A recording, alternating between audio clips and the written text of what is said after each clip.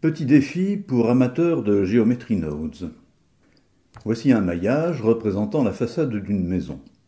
Il n'est vraiment pas d'une complexité délirante, il comporte 84 vertex, c'est-à-dire 42 côtés recto et autant côtés verso, et exactement 100 faces. J'aurais voulu le faire exprès que je n'y serais pas parvenu. En simplifiant un peu, on peut même dire que la façade est constituée d'un pentagone et de 6 rectangles, ou de 7 rectangles et un triangle isocèle si on préfère, soit une trentaine de points.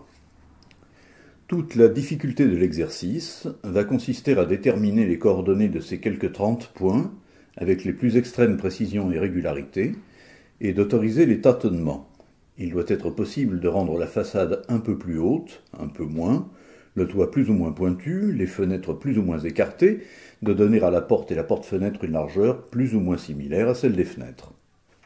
Une autre façon de le dire est qu'il faut rendre ce maillage modifiable en fonction d'une douzaine de paramètres: hauteur, largeur et écartement des éléments, épaisseur du mur, pente du toit. Je suis quelqu'un de méthodique et pour moi une grande partie du travail va consister à dessiner un schéma explicatif. Cela peut être fait non seulement hors de Blender, mais même sans aucun outil informatique. Ici, j'ai utilisé un logiciel de dessin pour la lisibilité, mais un bout de papier et un crayon suffisent pour donner des noms aux codes pertinentes, et aussi pour numéroter les vertex. Nous allons voir pourquoi.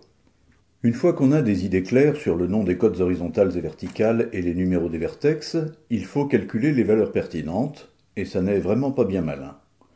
Je suppose que les fanatiques des Geometry Nodes feraient ça avec des nœuds, mais pour moi que les listings Python n'effraient pas, il suffit d'écrire quelques lignes de code tellement élémentaires qu'à mon avis elles seraient à la portée d'un élève de 4e.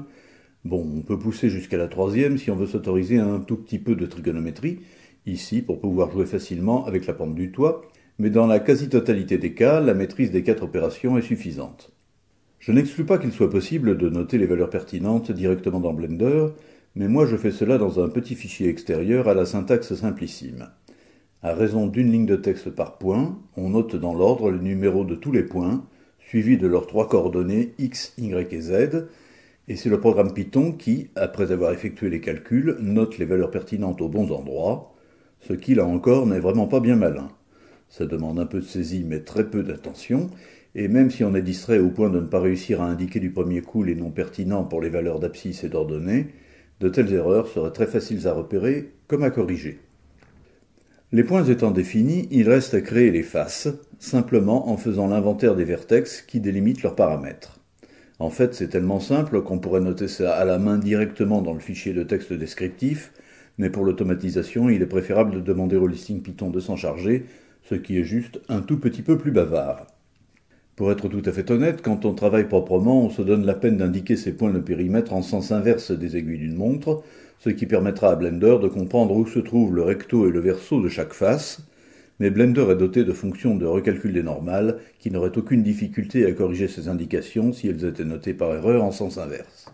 Bon, on a donc noté toutes les indications pertinentes, ou plus exactement, on a écrit un programme Python qui les note, et il ne reste qu'à traduire ces indications dans une syntaxe qui permette leur importation dans Blender. À ce jour et à ma connaissance, c'est le format d'Alias Wavefront avec l'extension .obj qui constitue le moyen le plus adéquat pour faire entrer des données 3D dans Blender. Ce format utilise une syntaxe sensiblement plus complexe que celle que nous venons de voir, mais dont la logique est assez similaire pour qu'une petite moulinette Python puisse effectuer une traduction automatisée en un tournement, raison pour laquelle, comme Ducrot, je me suis décarcassé à écrire un tel convertisseur. Il peut être utilisé par toute personne qui en posséderait une copie, et comme le vieux militant du logiciel libre que je suis, je me ferai un plaisir de vous la fournir pour peu que vous me le demandiez. Soit dit en passant, vous pouvez même avec très peu d'adaptation faire tourner ce convertisseur à l'intérieur de Blender si vous travaillez sur l'Infect Windows, où Python n'est pas installé en standard. Mais même sous Windows, on peut installer Python, qui est lui aussi un logiciel libre, et alors ce sera encore beaucoup plus simple. Je récapitule ma méthode de travail. On dessine un petit croquis sans se soucier des valeurs pertinentes autrement qu'en leur donnant un nom. On charge un listing Python de calculer leurs valeurs, puis les coordonnées des points, que l'on complète par la définition des faces. Ce listing Python écrit un petit fichier de texte à la syntaxe simplissime, qu'un convertisseur également écrit en Python convertit au format d'Alias Wavefront.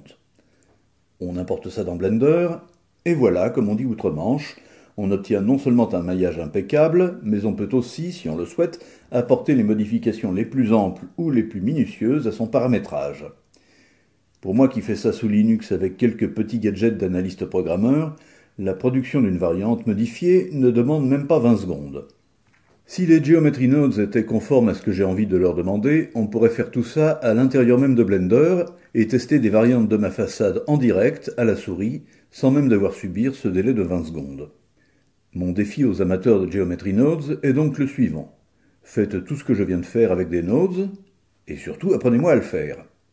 En supplément gratuit, j'ai parlé de ce problème avec mon grand ami ChatGPT, qui m'a assuré que la chose était possible. Bon, ChatGPT raconte des bobards aussi facilement que des chaussures à trous respirent, mais en fait il m'a écrit un petit listing Python capable de fabriquer, à défaut d'un maillage, au moins un Geometry Node avec tous les paramétrages que je veux. Quand on fait tourner le bazar, on se rend compte que rien ne sort de ce nœud personnalisé à part la valeur 0, et quand on cherche dans les templates de Blender, on s'aperçoit qu'un code supposé fonctionnel pour la gestion des nodes personnalisés est très considérablement plus complexe, mais je pense quand même qu'on peut parier que dans une prochaine version de Blender, il sera relativement facile de faire tout ce que je viens de vous montrer directement dans Blender, avec un peu de listing Python et beaucoup de nodes. Sans attendre cet heureux jour et en l'état actuel de la technique, si vous comprenez quelque chose aux Geometry Nodes, ayez la gentillesse de m'expliquer ce que vous pouvez déjà faire de plus approchant à ce que je viens de vous montrer. Surprise me, et même humiliez-moi si vous en avez le talent, je vous souhaite bon courage.